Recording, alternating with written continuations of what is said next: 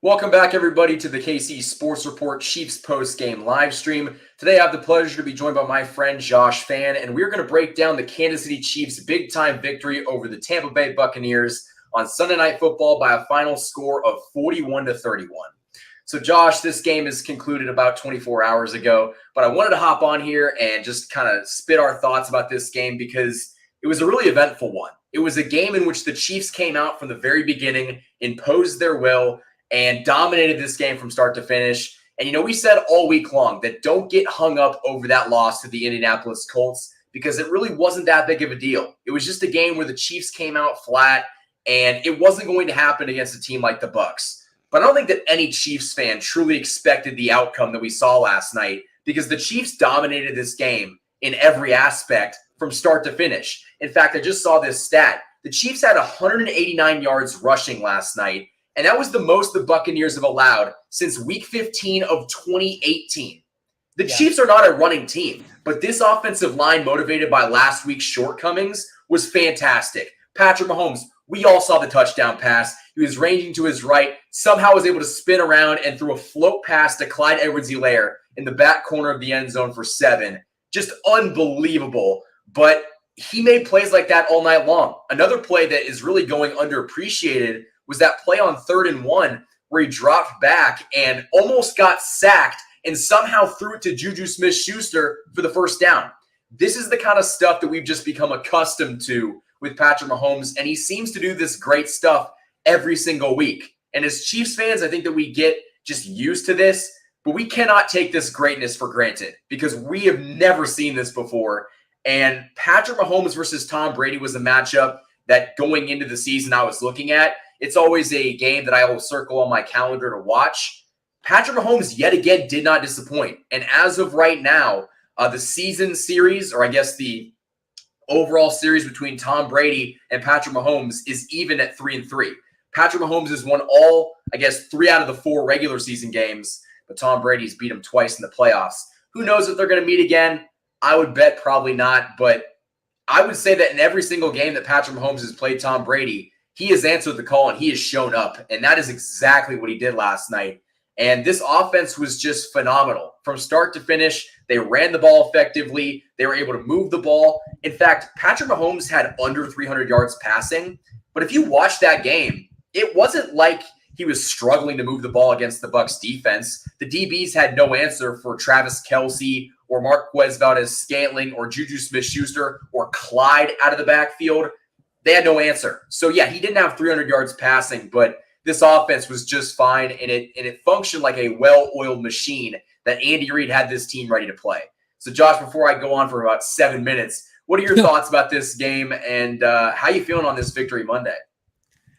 I'm feeling good. It's good when the Chiefs win, as always. But I think the offensive line was really the story of this game because last time these two teams faced, and you said it last night on my show, I think the Chiefs took this personal because they remember what happened in that Super Bowl. It wasn't that long ago. There's still a lot of players on this team that played in that game. And then leading up to this game, the Bucs defensive line was still even talking crap, specifically Shaq Barrett. He thought this offensive line wasn't much improved from the one that they saw in the Super Bowl. And the offensive line went out there and totally dominated the game, especially in the run game, because I think if you want to point to a discrepancy between these two teams' performances last night and say this is where that team won the game, the Chiefs totally outran the Bucs. You mentioned it. They ran for almost 200 yards last night. The Bucs ran for 3 yards, just 3, and Leonard Fournette had -3 yards.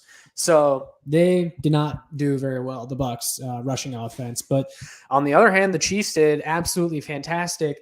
And last time these two teams played, Patrick Mahomes had a bunch of second and third stringers along the offensive line. It was not a fair game whatsoever. And despite that, we still saw one of the most graceful losing quarterback performances in Super Bowl history. Mahomes truly had no help in that game. And I think a lot of people unfairly view him because of it. And Tom Brady gets all this credit, but I just, Pat Mahomes, he carried the team that game, which is weird to say a player carried a team to a 31-9 loss in the Super Bowl. But I mean, hell, without him, it could have been much worse. So yeah, last night was definitely a little bit of revenge. It felt good. and they pretty much rolled over the Bucs. It would have been a 3-possession game if not for that last Mahomes interception, really. And even then, the game was over and everybody knew it. They controlled that game from beginning to end. I was very impressed. I think the defense played better than what the scoreboard shows as well. And I was happy with the way they performed last night. I didn't have a ton of gripes. I think that Andy Reid doesn't get enough credit for how well he had his team ready to play, because Todd Bowles seemingly had no answer for Patrick Mahomes. They tried blitzing him. They tried going man coverage. They tried doing a bunch of different stuff to stop him, and they had no answer. But Andy Reid, after last week's debacle in Indianapolis, had this team ready to go, and you could see it in the creative game planning and specifically the play calling in the red zone. That's been a big problem for me. I just feel like Andy gets too cute in the red zone, and they end up having to kick a field goal, which we'll talk about that in a minute. But Andy Reid called the right plays last night, and it was cute, but it wasn't too cute. They had a direct snap to Jerick McKinnon, who handed the ball off to Clyde. That ended up resulting in a touchdown. There was a play in which they motioned Noah Gray, and he kind of just snuck in behind the center while Mahomes was pointing around and just looking confused. He took the direct snap and took it in himself for the touchdown. That's the kind of stuff that it's smash mouth football, but it still has that like creative, artistic flair where it's not just QB draw. You know what I mean? Like there's some design involved in that, but it's not over the top to the point where it's not going to work. And that's what I think we need to see moving forward, because the offense in the red zone was fantastic last night. And it's why the Chiefs were so successful at cashing in down there. But, you know, we talked about it. The fact that the Chiefs were able to run the ball as well as they did, it opens up this offense. And we have never seen this in the Patrick Mahomes era. The Chiefs have never had besides Kareem Hunt, I'm not going to count that because it was like 6, 7, 8 games. But with Patrick Mahomes, they've never really had a competent running back. I know that sounds bad. I'm not trying to discredit Darrell Williams or any of the other guys like Spencer Ware. But let's face it, we haven't had a good running back necessarily with Patrick Mahomes. Right now, Clyde Edwards-Helaire has been phenomenal in both running, in the red zone, catching the ball. And Isaiah Pacheco, he's running fast and furious. He's a hard guy to tackle. Like, what we are seeing from this Chiefs running back group is quietly one of the best storylines of the season so far. I mean, the Chiefs last night ran for $189, and if I go to the stats right now, Clyde Edwards-Helaire had a whopping 19 carries for 92 yards, averaging 4.8 yards a carry. Isaiah Pacheco had 11 carries for 63 yards, averaging 5.7 yards a carry. This running game is phenomenal, and I think that if they can keep this up, this offense is going to be unstoppable. Because how are you going to stop Patrick Mahomes? And if you focus on stopping Patrick Mahomes and you stack the box, I guess you wouldn't stack the box, but if you start running the ball, they have to stack the box to stop that. So it just makes this offense even better. And I'm really excited to see what this running game is like in weeks moving forward. Yeah, well, so like last year, they didn't really have a feared running game. And it was because, in my opinion, a lack of production from the running backs. The offensive line did their job. The offensive line was one of the top run blocking units in all of the league last year, and they continue to be that this year. But the running backs are actually taking advantage. Clyde Edwards-Helaire looks better. Something that I've noticed about his game that has changed since his first few years in the league is yards that used to go, or plays that used to go for like 2 or 3 yards are now starting to go for 5 or 6 yards on those early down runs. And a lot of those HB stretch runs where Clyde just did not have the speed to get to the edge, and he would typically be tackled for a loss or at the line of scrimmage. He's now turning those up the field for a big gain. Like, this is a different Clyde Edwards-Helaire we are seeing. Sorry. And it's not even that he's been a world beater, because really he hasn't been. He's been good, but he hasn't been a world beater. But that's all we've been asking for from Clyde Edwards-Helaire. And then you mix in Isaiah Pacheco, who got all this hype coming into the season. We finally get a heavy dose from him last night, and he looks really good. And the Chiefs have a nice little stable of running backs, and they have a running game that they can actually lean on now. I thought the offense was super balanced last night, and I loved it. And also something else that I loved is the option keep that they ran with Mahomes last night, that they got down to the goal line with in the first half. No one expected Mahomes to keep it, because Mahomes rarely keeps it. and takes it off and runs. They don't run a lot of QB draw or anything with Patrick Mahomes, but Pat was like, well, they don't expect me to take it, so I'm just going to freaking take it. And he took it down all the way to the 1 yard line. So, yeah, this offense was so fun to watch last night. They didn't do too much wrong, and they moved the ball really well against a formidable Bucs defensive unit. My only complaint, and it's not really a bad complaint, is I felt like in the first half, and specifically the first quarter, they were really force-feeding Travis Kelce. I think he had like 5 catches in the first quarter, which was the most in his entire career. I don't have a problem with going to Travis Kelce, obviously. He's the best tight end on the planet. He's going to get the ball, and as he should. But I almost felt like there was some times last night, and specifically early on, where they were trying to get the offense going, and specifically the passing attack. It's just like, okay, Travis Kelce, first read, we're going to him every single time. Where I thought Juju was open, I thought MVS was open, and Sky Moore could have contributed. But we saw as the game moved along, he started to get some of those other wide receivers involved. Yep. But I'm worried that if the approach is go to Travis Kelce early to establish the offense, he might not be as dynamic in the first quarter as he was last night in every game moving forward. Sometimes it takes him a couple quarters to kind of break down the defense and get behind those linebackers to really go to work. So the Chiefs got off to such a great start last night because they were able to get the offense going right away. But if you need Travis Kelce in order to move the ball on offense to begin the game, I don't know how sustainable that really is. That's my only offensive complaint. I mean, I guess the other one would be Patrick Mahomes throwing that late interception, but I mean, that's just kind of what happens. I mean, they were aggressive. They were trying to make something that wasn't there, but that's just kind of the risk that you take with a guy like Patrick Mahomes. Yeah, and Patrick Mahomes, this is who he is. He's a guy that's going to take chances, and he's going to do things that are untraditional. And people still get shocked sometimes, like last night when he throws an interception. But that's who Patrick Mahomes is. He's going to do those things, and we can live with it because of how high his ceiling is. And when he's playing great and he plays like he gives a shit along with the rest of the team, as we saw last night, they can beat anyone in the league. They can not only beat anyone in the league, but they can win handily. Like this game was never in question. They were up by 3 touchdowns. And in fact, one of the benefits of waiting for this post-game show is I get to listen to the national media the next day. So I was listening to Skip and Shannon, and I was listening to Colin Cowherd. I wonder what he had to say about last night. Skip was talking, like just going off about how Tom Brady had like 385 passing yards, and I think he had like 3 touchdowns or something like that. But Shannon Sharp made a really good point that he had like 200 something of those passing yards when the team was down by 3 touchdowns. And he called it empty calories because the Chiefs owned this game from start to finish. This game was really never in question, and they set the tone right away by recovering that fumble on the kickoff. Like the Chiefs turned a kickoff where the Bucs could have had the ball driven down the field and set the tone. They took that away. Elijah Lee forced the fumble, and the Chiefs were able to score, I think, like 2 or 3 plays later. So from the very start of this game, it was never in question. The Chiefs owned it from start to finish. And I think that Chiefs fans need to kind of ignore the national media because it's their job to say stuff that doesn't necessarily make the most sense because it gets clicks, it gets people talking, which is what we're kind of doing right now.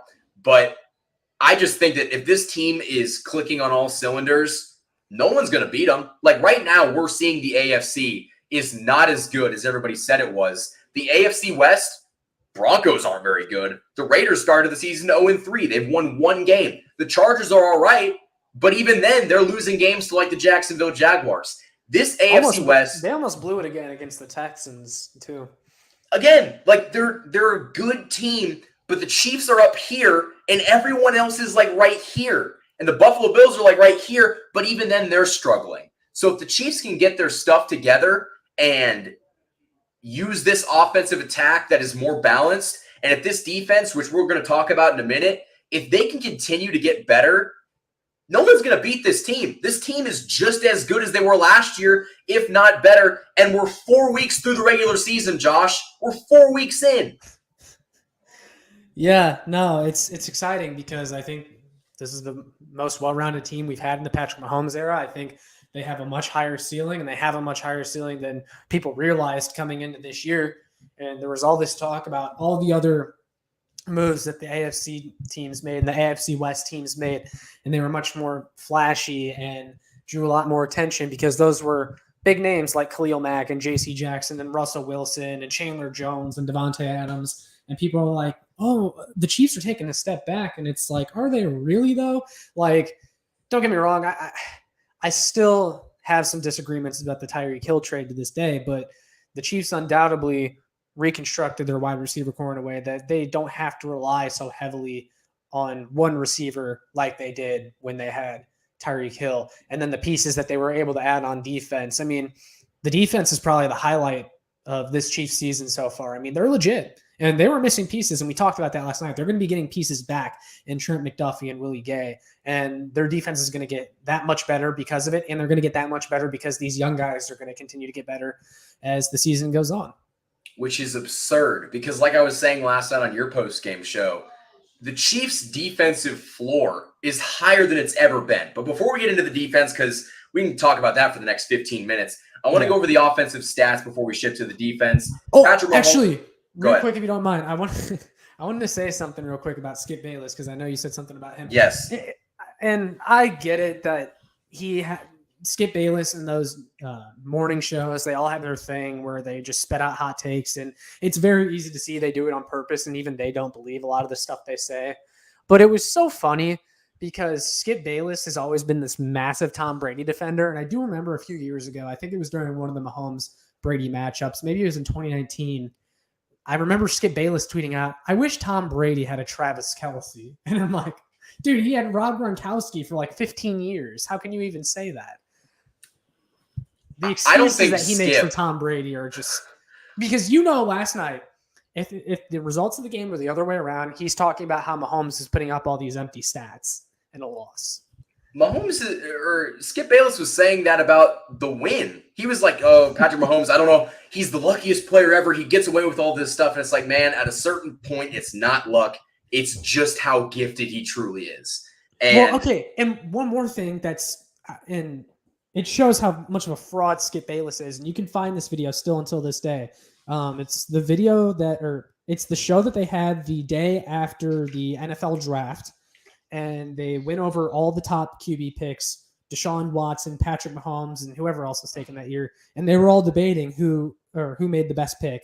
And all the panelists were picking Deshaun Watson and Shannon Sharp and all these guys that they had on there. They didn't like the Mahomes pick. And Skip Bayless, ironically, was the only one that liked the Mahomes pick. He goes, I watched this kid at Texas Tech. He's very talented. I like the pick for the Chiefs. It might not be Deshaun Watson, but Patrick Mahomes is going to be super fun.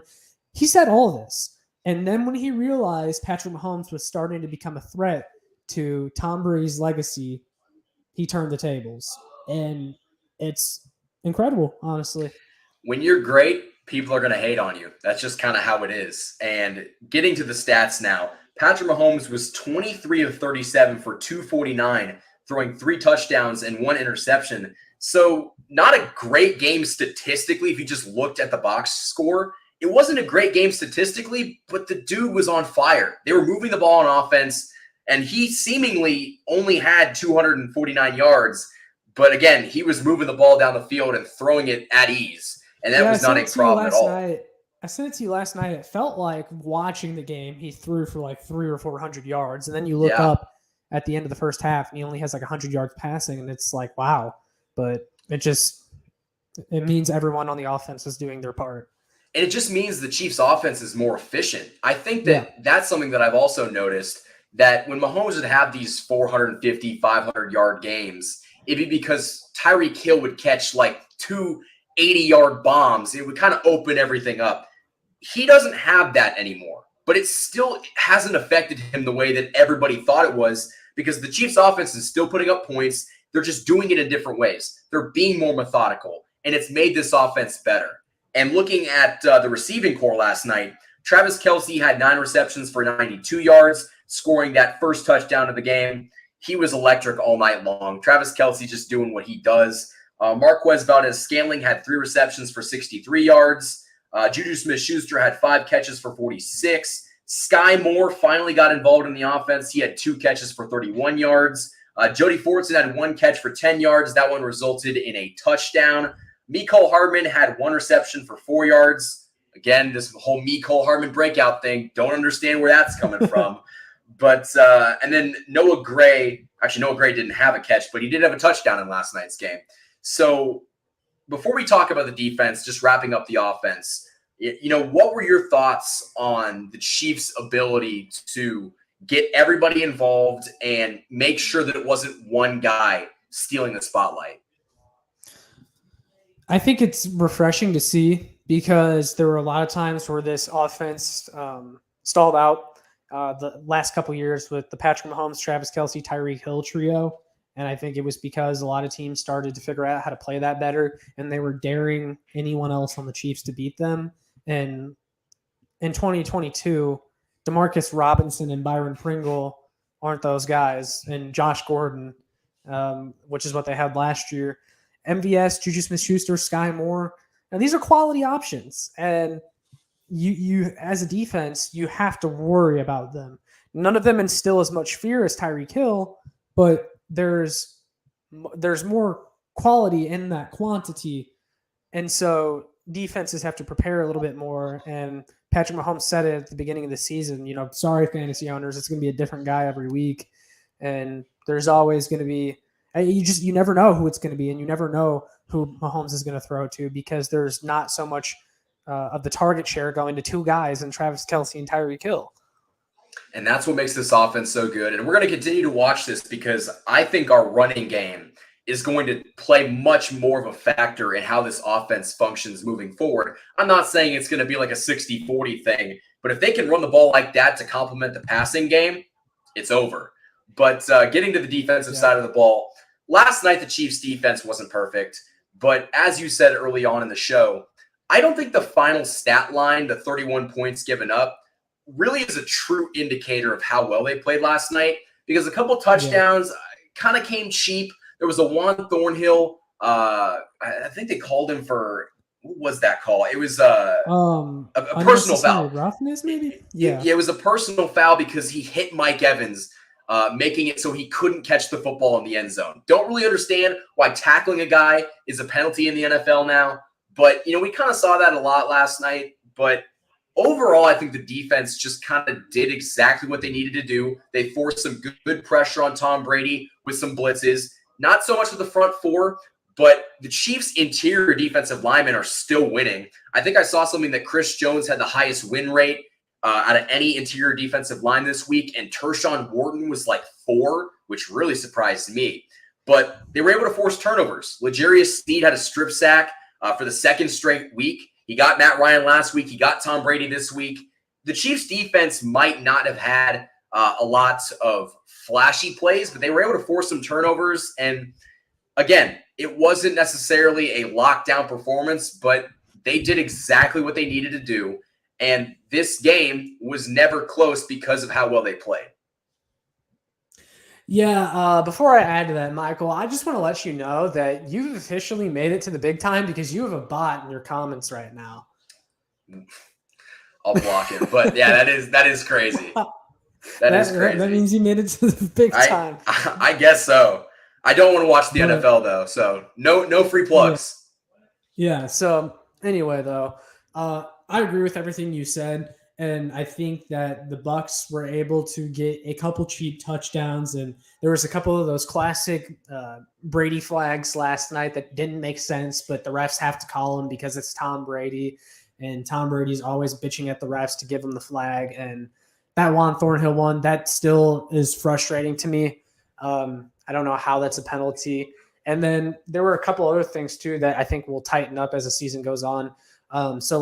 I know a lot of the Bucs passing yards they were able to accumulate by targeting the middle of the field, and the linebackers, specifically Nick Bolton and Darius Harris, who aren't great in coverage, but a lot of that should be fixed when Willie Gay comes back because now you have those guys playing out of position and they're doing their best. And then like Jalen Watson, the rookie cornerback, they definitely went at him quite a few times, and he was pretty sticky in coverage, but the Bucs just made some great plays to overshadow that. And ultimately, it didn't matter in the grand scheme of things. And I thought the defense made plays when they needed to. They made enough plays to keep the Bucs off of them for most of the night. including, the L'Jarius Sneed strip sack, and the pass rush started to heat up as the game carried on. And I don't have many complaints. I don't either. And I think that, again, if this is our base defense, if this is the lowest it's going to get, I'll take that right now because they're going to continue getting better. They're going to continue adding some of the young guys back. Like you said, Willie Gay and Trent McDuffie. It's going to make this defense better. And the fact that we have guys like Jalen Watson, a 7th-round draft pick, stepping up and guarding Mike Evans 4 weeks into his NFL career is fantastic. I mean, it just shows you kind of how well the Chiefs have drafted and how much trust they have in this organization defensively to trust a 7th-round draft pick out there against one of the best wide receivers in the game. And I just think that, moving forward, the Chiefs are going to get better defensively. They've got some stuff to clean up, but I'm really happy with the effort. And if the effort's there, you're definitely going to have a chance to get better because last year I felt like a lot of the time there wasn't a lot of effort involved. There was a lot of times where, guys were scared to hit or guys would miss tackles. What Juan Thornhill did last night, I want him to do every single time moving forward because guess what? That's not going to get called a personal foul. It just so happened to be. I hope that doesn't make him hesitant to lay somebody out because he needs to be able to do that. And it was a clean hit. It just somehow got called against him. But yeah, I think that this defense did a really good job last night. It wasn't a reason why I lost the game. Go ahead. No, real quick. I know Juan Thornhill, he tweeted about that play last night. He quote tweeted a video of it. And he was like, what am I supposed to do? And Justin Reed, who's been a fantastic teammate ever since joining the team, he replies to Juan and says, don't worry, keep doing you, or make that same play every time. So I thought that was pretty cool to see. Me too, because, again, that's what Spags wants to see. He wants to see his DBs step up and hit guys. And what we kind of seem to forget in all of that Juan Thornhill hit ended up breaking up a touchdown catch. So keep doing it. It clearly worked. And, we don't really have a lot of complaints with the defense. I think that we have all positive things to say about them. But I will give my props, and I want to say this right now. Shout out to the Chiefs special teams unit and specifically Dave Tobe, because after last week, they were under a microscope, and they definitely were not a problem last night. In fact, they were a positive and not a negative. Elijah Lee getting that fumble on the kickoff, already a plus. Matthew Wright, the rent-a-kicker, was really good last night. Thank God for Matthew Wright. Stepping in for Matt Amendola, who really, really struggled. But Matthew Wright was perfect from the field. He made his extra points. He made a 45-yard field goal. He was exactly what the Chiefs needed last night. And overall, the special teams unit as a whole was really good. Yeah, they definitely redeemed themselves this week. Tommy Townsend only had to punt one time, but when he did, it was a perfect punt as well. And Matthew Wright was definitely a breath of fresh air from Matt Amendola. His extra points looked perfect and crisp every single time. Just another aspect of the game in which the Chiefs dominated, to be honest. Exactly. And after last week, it's just refreshing to have a consistent kicker in there. And I hope Harrison Butker comes back quickly because I think that this little absence from the game has only showed us more why Harrison Butker is so important to this team. And I think his role really goes underappreciated. The fact that he is so consistent from nailing 50-plus yarders. And I know a lot of Chiefs fans get upset when he misses the extra points. And, it's not good that he misses the extra points. But having a guy that can nail 50-plus yarders with ease is very valuable in this game. So hopefully Harrison Butker comes back. I think he should be coming back next week. Well, and here's the thing. If he doesn't, they should have put him on IR because that will be his 4th game missed. And they've been using a roster spot on him when he hasn't been playing. But tell you what, with this Matthew Wright guy and how well he played last night, in case Butker has any complications or setbacks, I would keep him on the practice squad even when Butker comes back because I'd like to have him around. Me too. The only thing that I will say is that Matt Amendola in that week 2 game against the Chargers was money. So sometimes all it takes is one kick. Sometimes all it takes is 1 week for a kicker's confidence to change, and he just goes to crap again. But last night, all positive things from Matthew Wright, and I think that he's definitely worth a practice squad spot. But like I said, it could really change at any point because kickers, they're good one day and not another. And Who knows? That could be worst case scenario. Justin Reed can kick. Yeah, exactly. Justin Reed was nailing like 57-yarders in pregame. He was really good. Saw that. So, Josh, before we wrap this thing up, do you have anything else to add? No, I mean, last night was a perfect game from the team, and they clearly got up for that game, and there was a little bit of extra motivation behind it, which is why I think they played so well.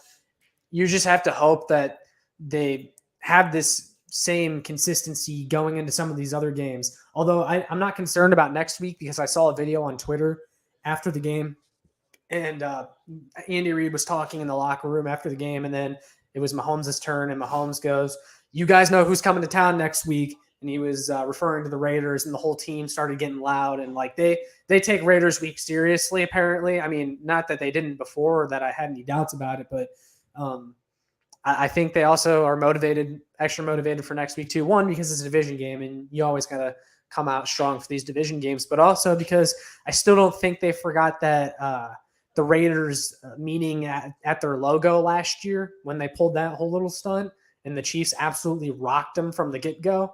I don't know if you remember that, but I still think they haven't forgotten about that, and that's why they're excited for this Raiders game. But yeah, no, they just got to keep this same intensity every single week, and they will continue to win. That's all they have to do, and that's really been the biggest complaint with the Andy Reid-led teams is that, you know, they start off really well, but sometimes they just let their foot off the gas, and they let some of these other teams that have really no business playing in these games with them. Oh my gosh, Michael, another bot. I just saw that. Wow, you are so popular. I guess so. But what was I even saying? The Chiefs just let other teams that shouldn't be playing with them into games, and sometimes they lose those games, like the Colts game. But yeah, that's kind of all I had to say about this game. But there is two stats that I want to read off before we get out of here. The first one being that Travis Kelce, with his performance last night, passes Rob Gronkowski for 5th most receiving yards all time by tight ends. Again, showing why Travis Kelce is better than Rob Gronkowski. Not even a debate. I guess if you want to debate touchdowns, but Travis Kelce's just that dude. And he, by the time he retires, he might have the most receiving yards out of any tight end in NFL history. That is a legitimate possibility. And the second stat that I want to read is that Patrick Mahomes became the fastest player to reach 20,000 passing yards. He did it in 67 starts. The person who did it the quickest before him was Matthew Stafford, and he did that in 71 starts. So yet again, our two best players breaking stats, breaking the records. Not really too surprised. But the last final announcement that I have, Josh actually was the first one to hear it, and Josh's fans are the first one to hear it.